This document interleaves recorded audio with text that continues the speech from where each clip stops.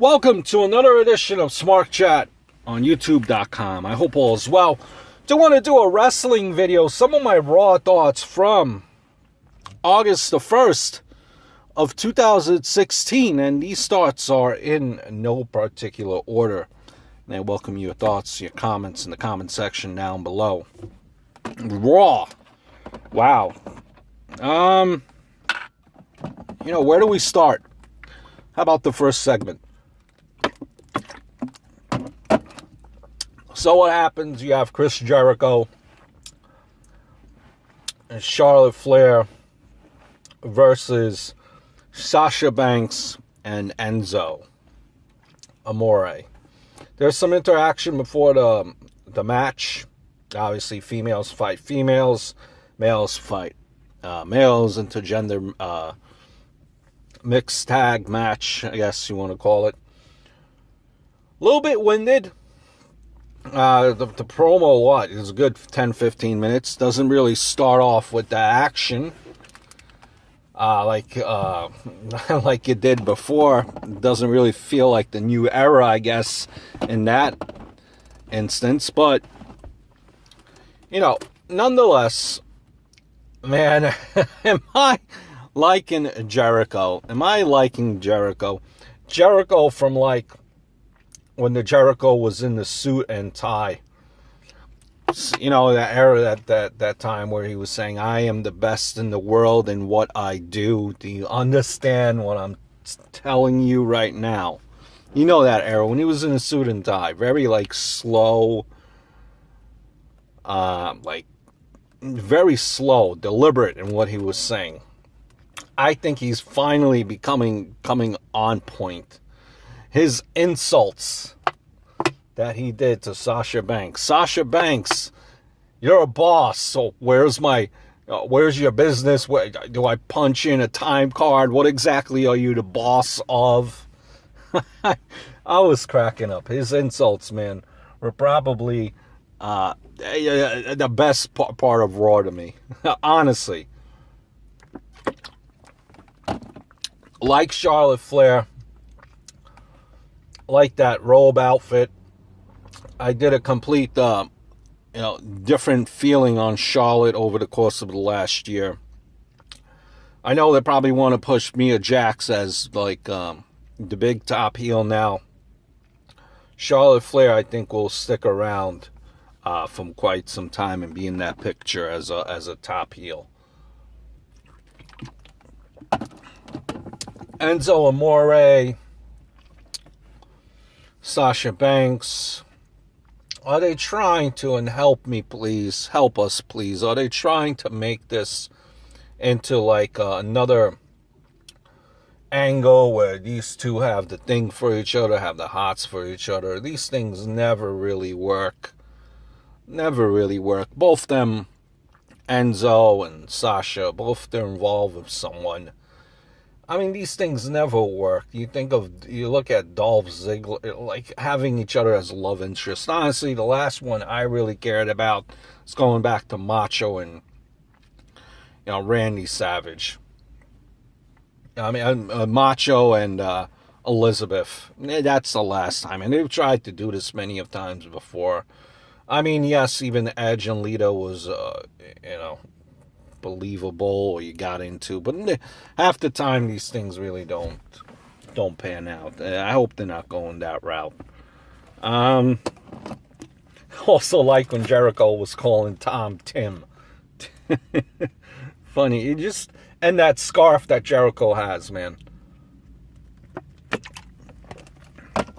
I love what Jericho is doing, and you could tell that he's all in right now on this. And his job is to get people over. Speaking of get people over, I told you I'll be jumping around here. Mark Henry appeared. Hall of Pain, Mark Henry. When's the last time we seen Mark Henry, right? The Hall of Pain, that theme music, someone's going to get their ass kicked. How can he not like Mark Henry? And he's a legitimate strong guy, a legitimate tough guy. But keep in mind, he's 45 years old. He said that he wanted a match, reopen the Hall of Pain. He loses to Rusev. It's expected. The man's 45 years old. Okay? He had his time. Can't be out there all the time. At 45 years old, based on that size, you got to watch his health. I'm not shocked. I'm not, surprised that he did lose. He still gets a reaction, every once in a while, which is good. He also announced that he's going into the Olympics. He's going to be representing the Olympics. And like an ambassador role is something that's good for Mark Henry. Okay? By him losing to Rusev, does it really mean, does it look bad with him going to the Olympics and losing? No. No, it doesn't. Because I read that on the message board. Nah, it's fine. It's fine. Speaking of fine, big congratulations to Rusev, who did beat Mark Henry and is married to Lana. These two weathered their storm, or more so, Lana was able to. Both of them weathered the storm. There was a point there where you thought that Lana would actually be fired, or at least I did, when she announced that she's engaged to Rusev in the middle of a storyline, where she's supposedly, in that storyline back then, running away from Rusev because he's not appreciating her, and then breaks character and says that she's married to, getting engaged to Rusev on social media. And they were punished. Rusev was punished. You didn't see Lana. She was no longer doing that introduction for Rusev. And they weathered the storm. They're married, and now Rusev is getting his push. Lana, I think, still might be getting punished, but, she's not having that much of time on the mic like she did before, but she is going to be on Total Divas, from what I understand. So they weathered the storm. I guess, if you're married, you made it to that, and it's looked upon differently, maybe, than dating someone behind the back, and behind the back scene stage. I mean, look at Paige and Alberto Del Rio. Look how it's working out for them two. I don't think they could weather the storm. Honestly, I don't see Del Rio coming back after his contract is up in October. I mean, I don't think WWE will honestly even renew them. As far as Del Rio, he's done really nothing since he came back. Roman Reigns interfered. Showed up at the end. Had a little sparring with Rusev. I think this will help Roman Reigns get some cheers. I don't see people flocking to the side of Rusev. This will help Roman Reigns. Him fighting for the U.S. title, I think people will be okay with it. Now, I know a lot of people hate Roman Reigns, but now he's not on the forefront. He's going after a secondary title. So I guess all the Roman Reigns haters will be okay with it. Roaarr! And I'm here to fight for $1,000. The local jobber said that he is there to fight for $1,000. We know better. You think the man's getting $1,000? Nah. And Roaarr! The intro for a big Strowman there. Man, that Raw just makes it comical to me. Makes it seem like it's comic. I just laugh. And when you see a big, tall guy, big, jacked up guy, you don't want to laugh. You're supposed to be scared. But the theme for Strowman, after 2 weeks, 3 weeks, I'm coming to the conclusion it's really not doing much for him. I think there was something that Vince McMahon said years ago there, that your money is made up here by your facial expressions. Everyone has a beard now. Who gives a crap? People are accustomed to beards now. I don't think that makes you intimidating. Um, doesn't. I mean, well, I guess what I'm trying to say is Braun Strowman facially does not look intimidating. He doesn't, even with the beard. Him shaving the side of his hair too, really doesn't do any help either. It makes him less intimidating.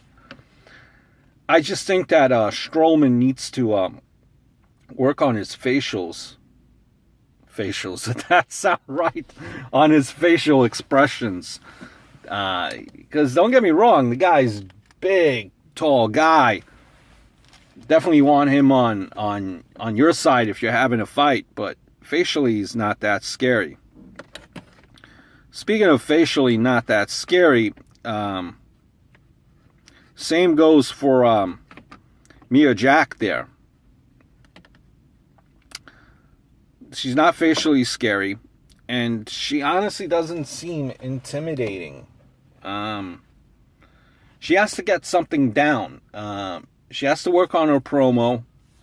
She has to, I think, just by seeing her the last couple of weeks, she has to work on her promo, and just, I don't know, it's not there. Like, get like a maniacal laugh or something like Awesome Kong had. She had, something to make her maniacal. Because Mia Jack, I think, has a good-looking face, facially. So she isn't that scary. And she doesn't really have anything behind her. I think Braun Strowman looks more intimidating. But again, even him, it's not fully there yet. There are things that they're missing. Now, I was for this whole, like, jobber enhancement talent thing, but you could tell that the audience, the crowd, if you look at what's going on the TV when this match is going on, there's like really no reaction. Really, people could care less, and they're like starting to go get their hot dogs and their Cokes and take a piss break during this. I don't think this jobber enhancement talent really engages the audience. Maybe if you had guys that are jobbers but get some offense in against these guys, it might look a little bit different. Maybe even to the point where you may think that the jobbers actually have a chance of winning. And even if they do that, I don't think it would necessarily stop the credibility of, guys like a Braun Strowman when they're facing them, or, girls like a Mia Jack. I just don't think the audience is really into this. Maybe it's too early to say, just based after, 2 or 3 weeks that's been happening on Raw, but, just my thought there. You know how WWE likes to be topical. They like to keep up with the pop culture. And again, we've seen Ron Truth and Goldust there trying to catch Pokemon Go, trying to catch Pokemon. I get it. I guess you have to do some comedy in a show. I think everything has its place. Listen, God bless these two. They're collecting a paycheck. They had their run before, Killings and Goldust. They had their run. They're on TV. They're recognizable. I guess. I mean, someone has to do that role. But, I mean, to me personally, this whole Pokemon Go, this social media, like this pop culture aspect, I mean, yeah. No, I don't see it. I don't see it. And then across the ring there, you had the Shining Stars. They're still being kept around. What is this? The third incarnation of these two. You had Los Matadores, and then you had them just as Epico and Primo. Now the Shining Stars. Here's the question. Why do they keep around like teams like this? They just keep them around. because we honestly, or at least I do, we just wonder when will they be on our TV next week? Like, if you have so many teams in developmental, how many chances do you get before it's time to move on? That's just me. I don't see. I mean, I guess, you need teams like Shining Stars to be fed to top tag teams. But shouldn't this be the case for teams that are looking to break in?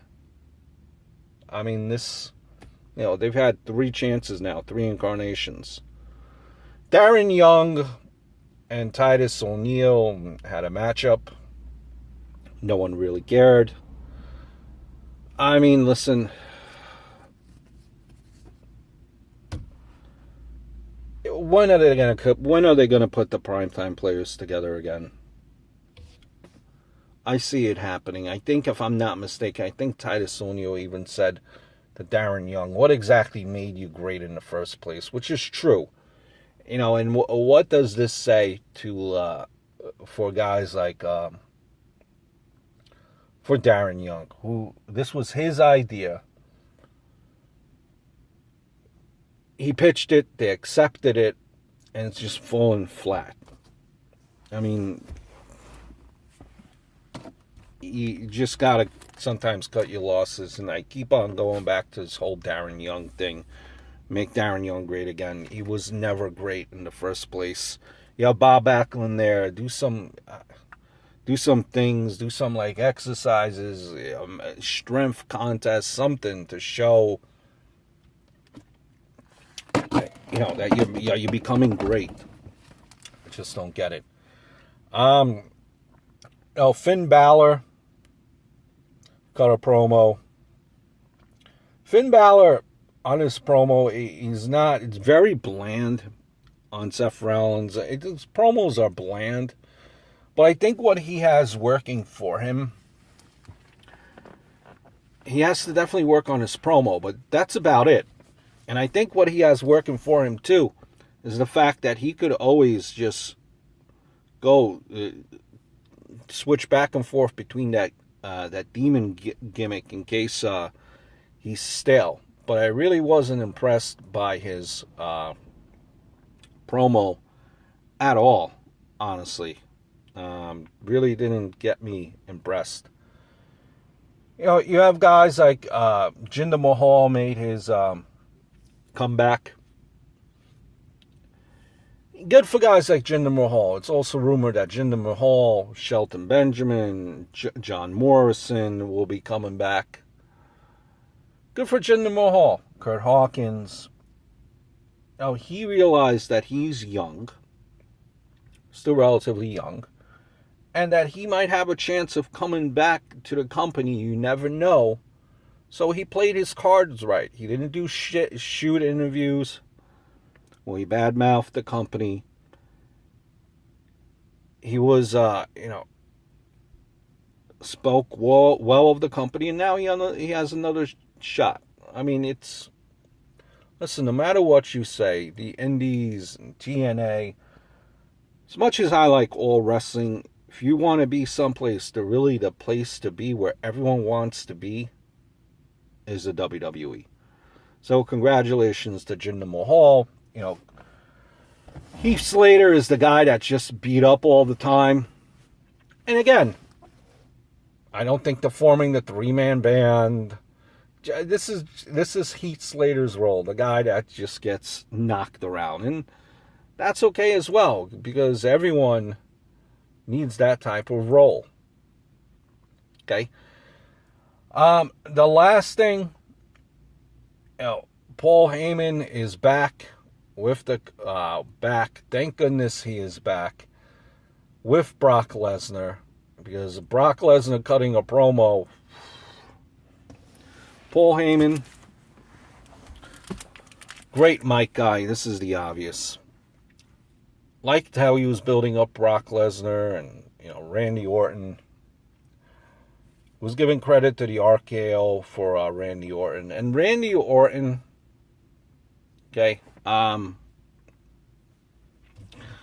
Some people like him, some people hate him. I like him.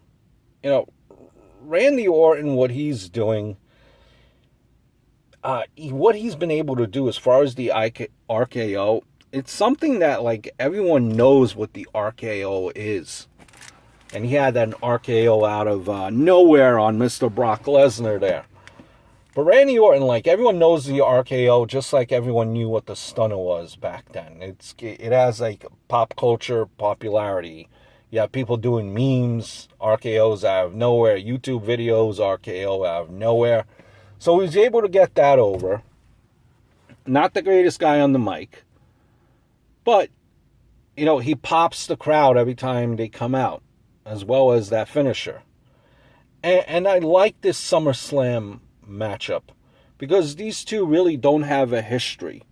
They came up from the same class in OVW, but it's something new, something fresh, something that we haven't seen in a very long time. I honestly don't even remember when we've seen this before. So I'm looking forward to that match. Like the interaction where, you know, Orton did the RKO out of on Brock. Brock could have sold that a little bit better.